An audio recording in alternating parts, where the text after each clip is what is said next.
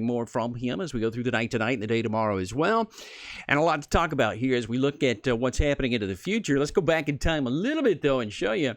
That's a tornado, folks. That was moving into Morgan County in the Keys, down there along the one that goes through Marathon, Florida. And, yeah, there was a tornado warning there right after midnight tonight. And that is, I showed you that because we're going to see a lot of that, folks. I don't think there's any way around that as we move into the next 3 days and before landfall takes place. There'll be quite a few tornado warnings into the southern peninsula of Florida as we move along because, well, that's what this is all about. You get those feeder bands. And one of the terrible problems is, I mean, that was close to the radar site there in Key West. Typically, these are low top. They're not even thunderstorms. Most of the time, you don't hear thunder. But these are low tornadoes that will be coming in. They'll be not very high up into the atmosphere. And as a result, they go underneath the beam quite often. And we don't see them very well. But as we look at it, finally, the eye of a hurricane began to show up. That was what was concerning me a little bit earlier in the day. Not really concerning me, but was kind of odd. Was that we had over 100-mile-per-hour winds from the National Hurricane Center, yet no eye showing up visibly, either in the visible satellite image, nor this is the low-level water vapor that just to the west of the Isla Youth there and just south of Pinar del Rio in western Cuba is where this thing was. Now you can see, by the way, the storm is approaching western Cuba now. Is it going to go over Cuba, or is it just going to skirt that area there? The other thing of detriment to the storm, you know, it has about everything going for it except now land.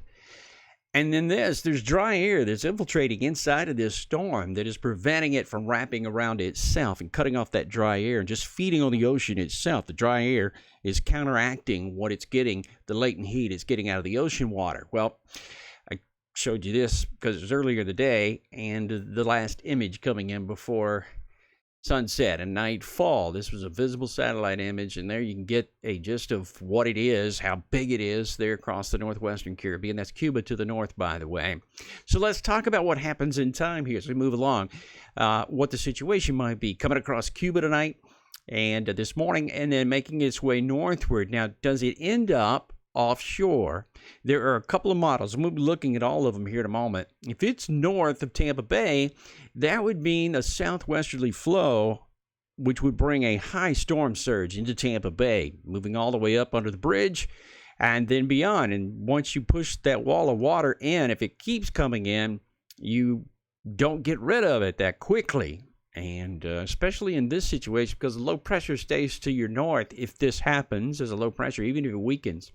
Now, if it moves on up into Apalachee Bay, the storm surge comes in on the east side again. That'd be from about the Crystal River to Cedar Key, Steenhatchee, and then it changes. It'll be an offshore wind at St. George Island. But looking at the Carabel Dog Island, where the Carabel Bridge is, that might be a southerly wind flow for a while. Wondering about the hurricane force winds. It'll be Wednesday or Thursday. They'll be just offshore of Tampa Bay. And if the NHC model holds up, or what they're guessing, they are interpolating at this point, is they think that this will be just north of the Tampa-St. Pete area. So that would be very, very concerning. I know they've cut off all flights out of the Tampa International Airport during the day today. Here's what's possible: 4 to 7, 5 to 8 as you move northward from middle of Longboat Key all the way up into Anclote River and beyond Tampa Bay.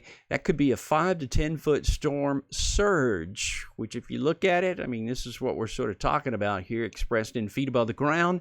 That'd be like human beings in height. So consider that when you're looking at your possibilities of flood inundation. And by the way, let me get rid of my face here for just a second to show you that this is what's going on with the big picture here. And the hurricane has shut down the airport Tuesday, today at 5 p.m. So let's go into the modeling now just a little bit. And I want to show you, this is a couple of them. This is going to be one that we're looking at here. First of all, that is still the HMON. And where does this go? Now, this is their 0Z product. So, again, this has a landfall there further south in Tampa Bay. And this, if it materialized, this would bring the lowest water you've seen in Tampa Bay in many, many years, especially if it's low tide. This would certainly cause an offshore, a strong offshore. On the other side, it would bring quite a bit from Naples back to the north. You'd see quite a bit of onshore flow, and that'd be the worst of the weather there. Also on the right side, right here where I'm drawing, tornadoes are going to be evident. We've already had a couple. We've already had a tornado warning down into Monroe County, as I said, down into the Keys.